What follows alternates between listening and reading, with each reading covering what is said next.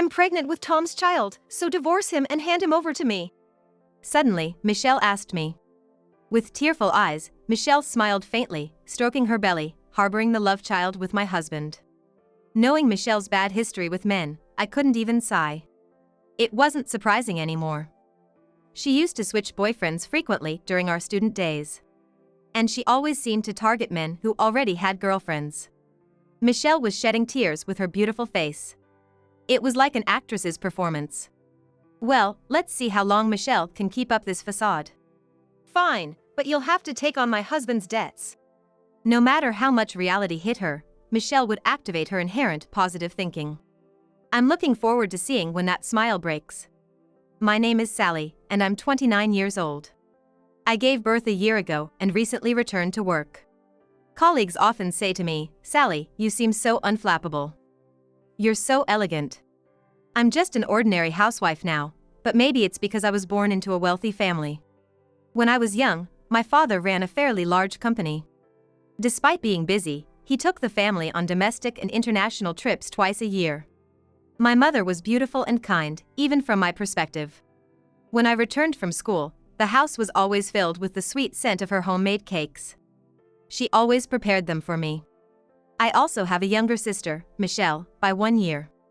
Michelle often wanted my favorite stuffed animals and new clothes. My mother never told me to be patient because you're the older sister. She patiently explained things to somewhat selfish Michelle. Thanks to my mother, ours was a home where voices were never raised. However, when I was in 6th grade, my father's company went bankrupt. As a result, our family moved to my mother's rural hometown. We went from a prestigious urban private elementary school to a rural public one. Everything in our lives changed. The school had only one class per grade, where everyone was friends. I was a novel transfer student, and it felt strange being asked so many questions. But I was thankful because I quickly made friends by sharing common interests like comic books. I fit in within a month. Meanwhile, Michelle became something of a haughty idol. "Sally, let's go home together." Without making any friends, she would come to my classroom after lessons. I wanted to go home with my friends, but I couldn't just brush Michelle off. Outside, she acted like a cute, adoring sister, but since moving to the countryside, she became more willful. "Hey, give me that glitter pen." "It doesn't suit you, Sally. You're such a country bumpkin now." "No, this is special. A new friend gave it to me because it's a matching set." "Matching, huh? How quaint.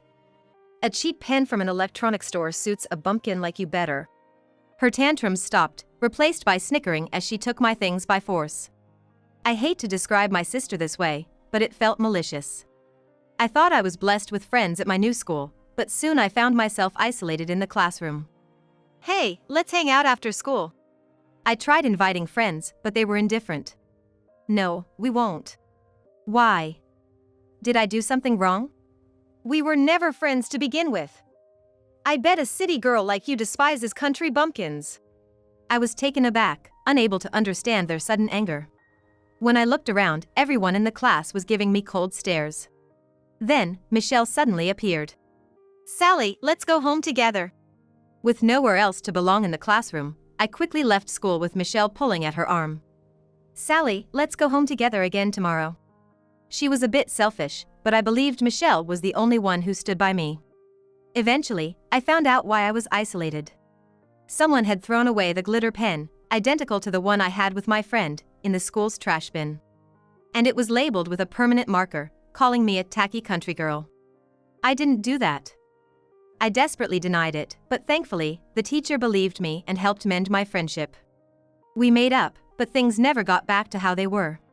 Maybe if we were even younger, a simple sorry would have sufficed, but being in elementary school is a tricky age. My classmates accepted me again, but it felt like there was an invisible wall. Did Michelle do it? Michelle was the one who took the glitter pen from me. I couldn't help but suspect that she was the one who threw it away. "What are you talking about?" "I don't know anything." "Maybe it was harassment from the girls you thought were your friends."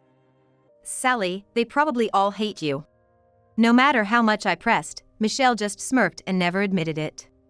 Even after that, weird rumors like me bad-mouthing friends circulated, and Michelle was the likely culprit.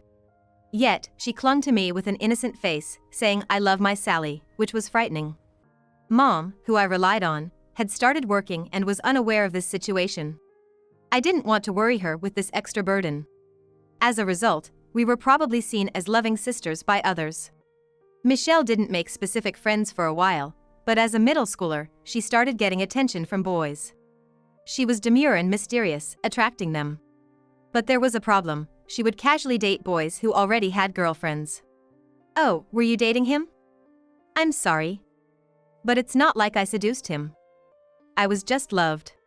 And she would even make taunting comments to the girls who got dumped. As a result, she made enemies of all the girls. But the boys doted on her. I wanted to pretend I didn't know her, but in a small town with only one class per grade, everyone knew we were close sisters. Sally, let's go home together. Strangely, despite having boyfriends and admirers, she always chose to go home with me. Michelle clung to my arm, acting like a cute kitten. Just when I managed to make friends, I couldn't bear being thought of as part of her man-crazy crowd. In fact, many girls saw me as an enemy. I had never even had a boyfriend, but because of Michelle, I felt terribly uncomfortable. Moreover, I was wrong to think boys didn't like me. It turned out Michelle was spreading rumors like my sister is so harsh to me, playing the tragic heroine. To girls, she seemed manipulative, but to boys, she appeared fragile. Wanting to distance myself from Michelle, I went to college in another state and got a job there. I wanted to see our parents, but I only returned home for the holidays because Michelle was there. Socializing, which I thought I was bad at, went smoothly once I was away from Michelle. After dating my first boyfriend for 2 years, we decided to get married. I had always dreamt of a wedding, but I couldn't bring myself to invite Michelle or my hometown friends.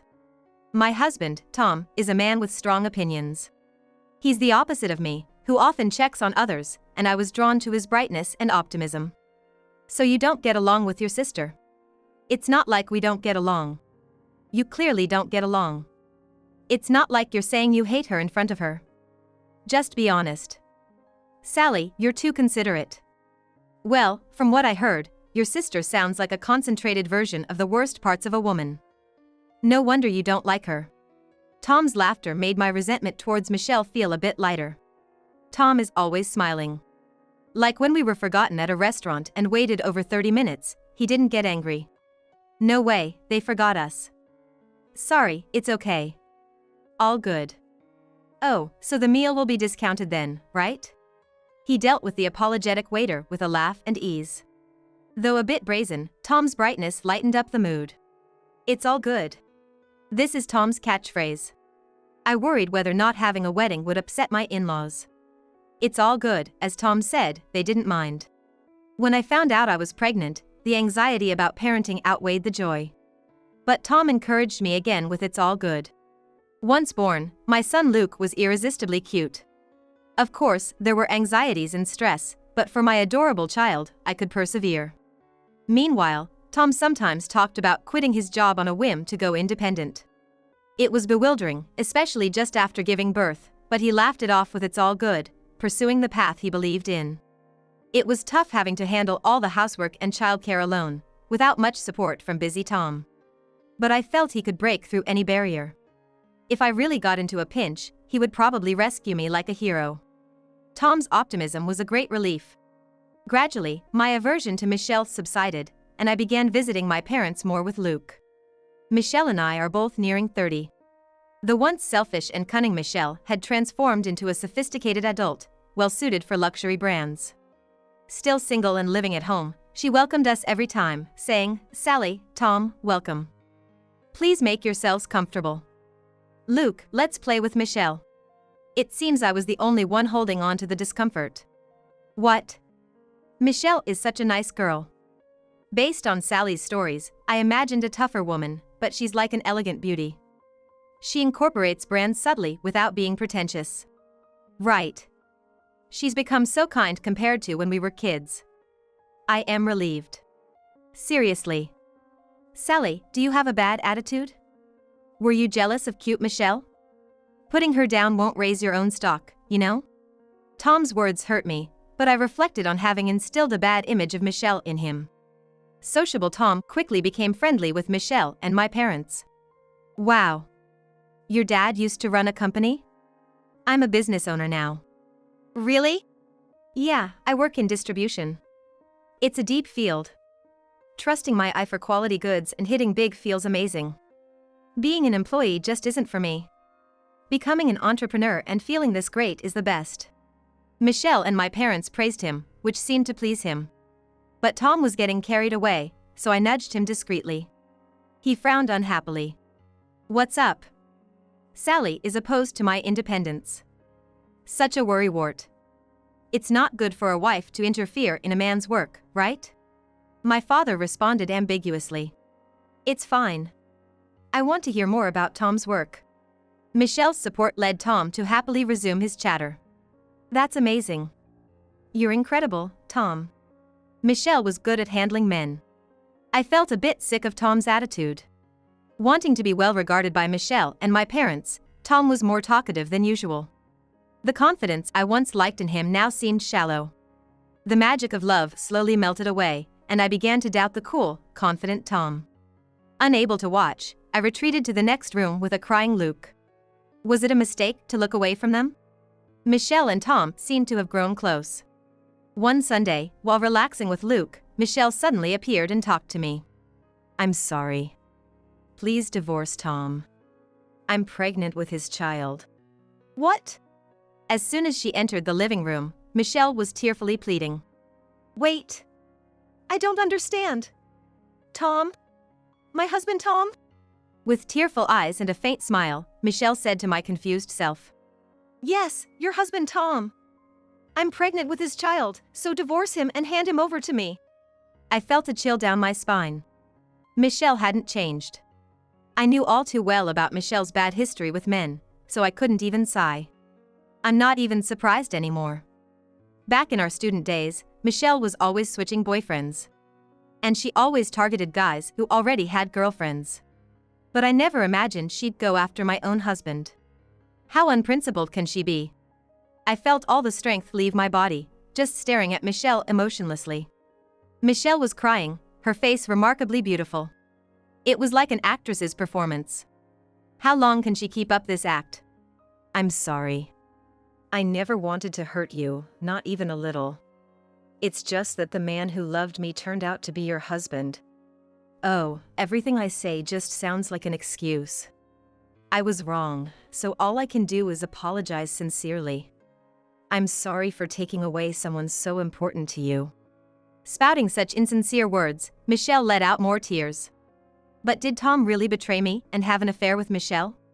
As if reading my thoughts, Michelle slightly raised the corners of her mouth.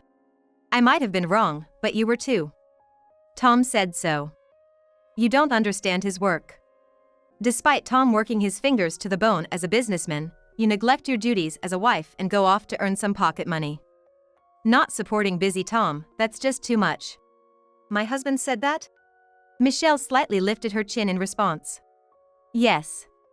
Tom confided in me. He said that ever since you had Luke, you've completely become a mother and neglected being a woman. But I've been trying so hard with work and raising Luke. Before I could finish, Michelle cut me off. Stop it. You're being unseemly. You say you're working hard on child rearing, but Luke is already over a year old. Even now, he's playing by himself. You're even sending him to daycare, so what exactly are you working hard on? This is what Tom told me. Michelle took a breath and looked straight at me. You've relied too much on Tom's kindness. It's no wonder he changed his heart for another woman.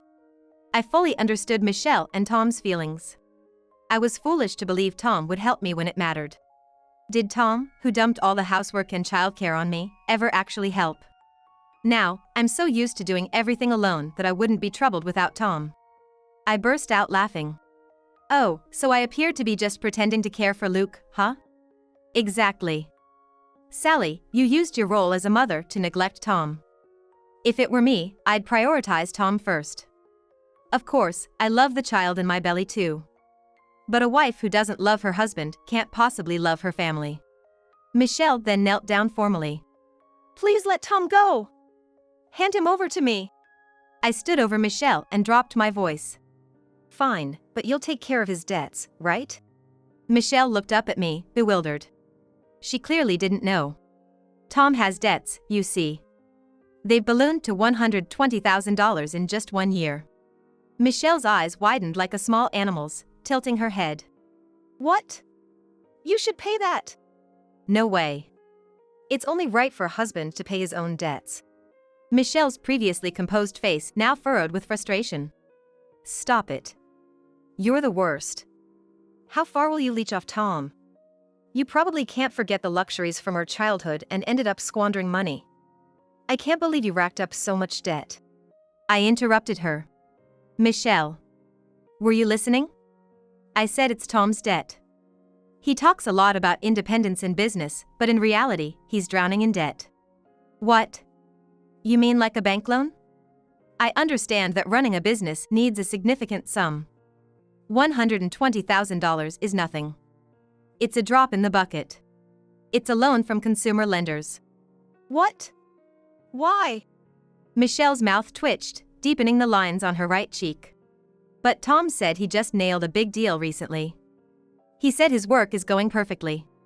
Oh, right. There was that recent success. You know, with that very famous card game. A glimmer returned to Michelle's eyes. Oh, Tom works in gaming?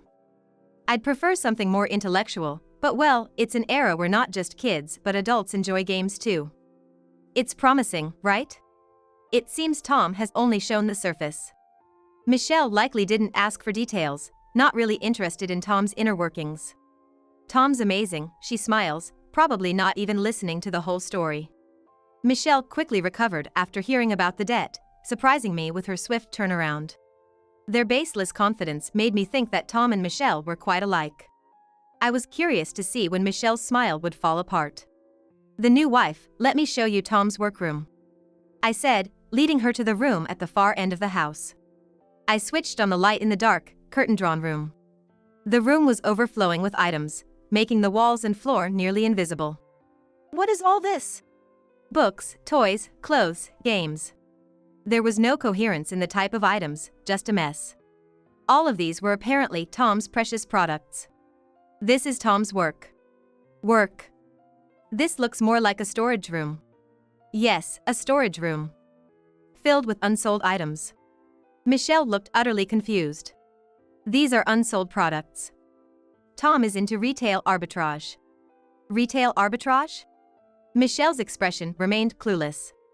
The bright world of flattery she lived in didn't seem to include jobs like this. Haven't you heard about it in the news? Well, it's reselling. Michelle's face twisted in realization. Reselling, as in hoarding tickets for popular concerts and then selling them at unbelievable prices to desperate fans who couldn't get them? Those scalpers. I saw an emotional Michelle for the first time.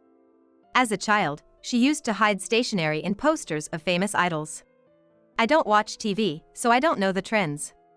I like ballet, she'd claim, but it seems she had a past of being troubled by scalpers. Tom's a scalper?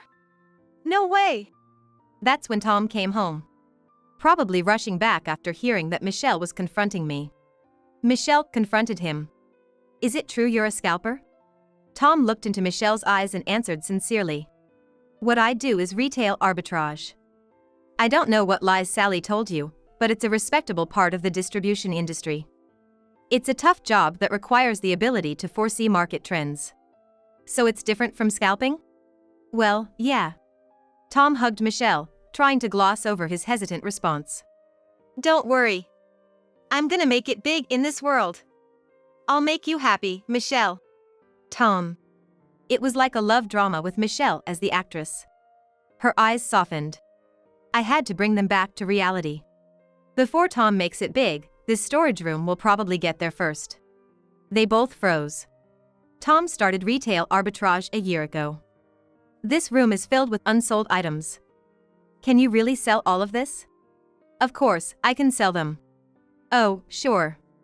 They'll sell quickly at a recycling shop.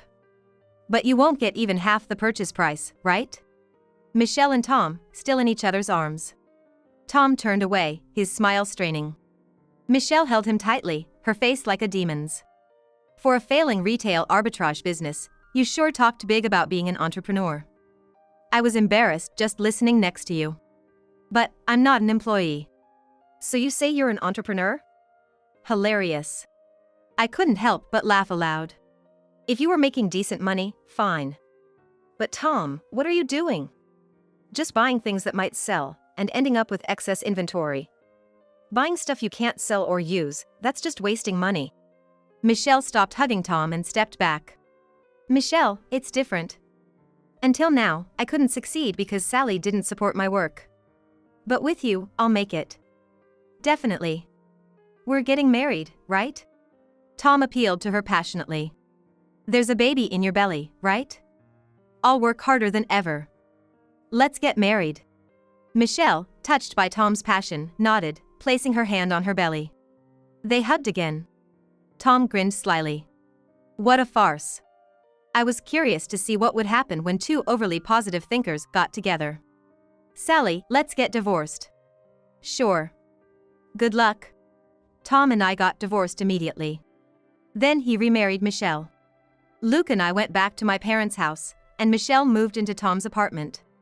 By then, her pregnancy was noticeable. We are getting a baby. Mom will be happy, she chirped. However, my parents ignored all of Michelle's attempts to contact them and never met her. Mom and Dad are surprisingly stubborn, huh?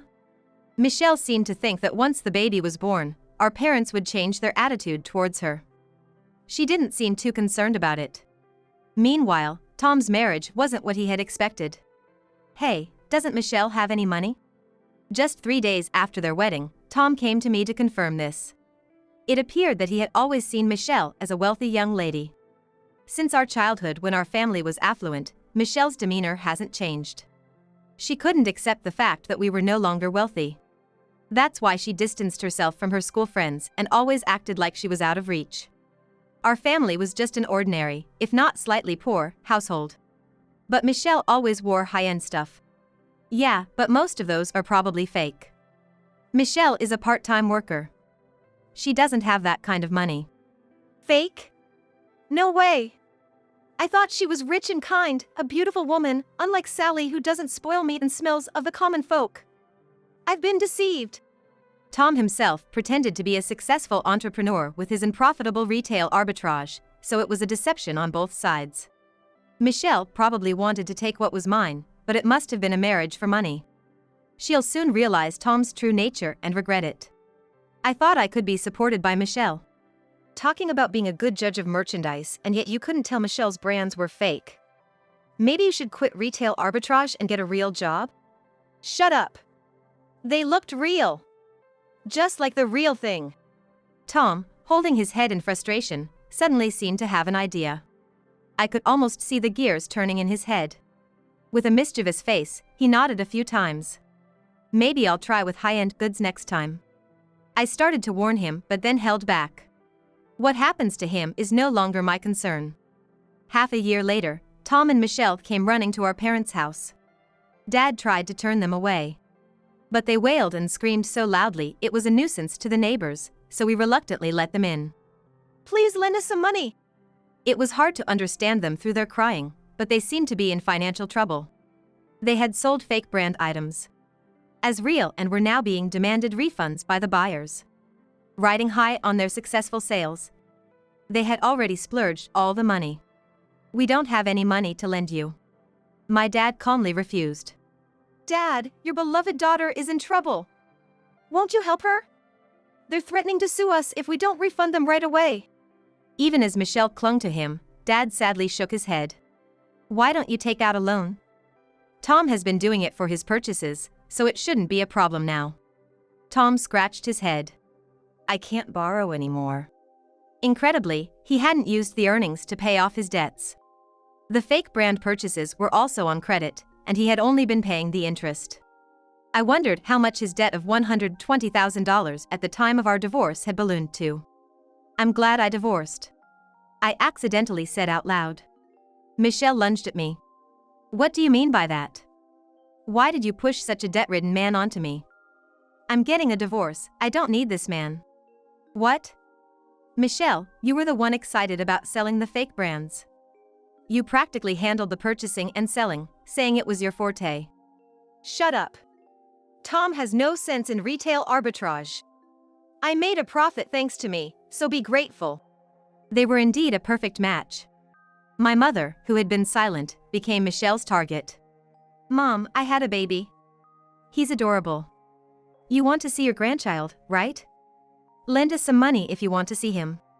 No, thank you. Are you discriminating against your grandchild? That's awful. My usually quiet mother finally raised her voice. Enough. You wanted the man Sally had, so it's your responsibility to help him out of debt. You have the nerve to come here after everything. I no longer consider you my daughter. Go live happily with your beloved husband in hell. Mom. Michelle finally broke down in tears. Her beautiful face was twisted and wrinkled with real tears, not acting. My father mercilessly kicked them out of the house. We didn't pay them any attention after that. But we eventually learned of their whereabouts. The police contacted us. Tom was trying to scrape together some money by continuing his small-scale reselling. Compared to the fake brands, the income from reselling was just peanuts, and once they had tasted the bigger profits, it wasn't satisfying anymore. It's because you lie. Why not just sell them honestly as fakes? Great idea. I buy them because they're reasonably priced fakes, after all. The selling price will be a bit lower, but let's make a fortune again. And so, they got back into selling fake brands. After the previous uproar, they refunded the noisy complainers and dodged the rest. Return our money, we'll sue you. Despite these threats, they weren't punished and assumed they were safe.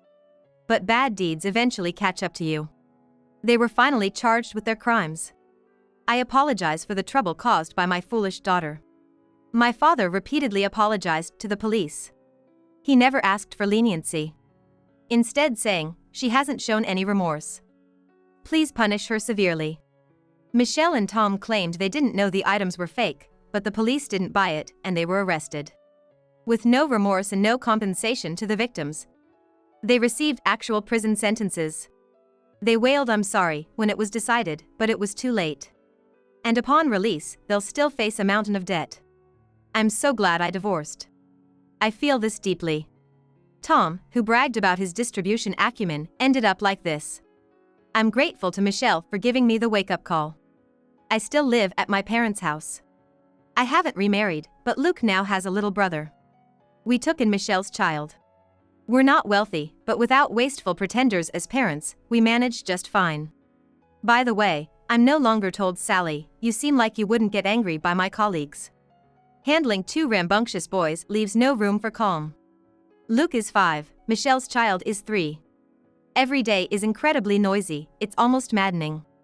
Stop fighting all the time. When I turn into a demon, the two stop their quarreling.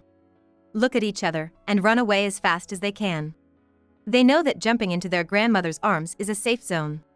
Well, so full of energy, my mom says, patting their heads. I'm the one to get angry, and Grandma's the one to spoil them. The kids are innocent, so I've decided to raise them equally. They don't have to be outstanding or rich, just kind-hearted adults. Now, my throat is hoarse from all the yelling. Want some honey candy? The kids ask, offering candies in their little hands. Thank you, you're so kind. They smile shyly. They may be wild and noisy, but they're my adorable children.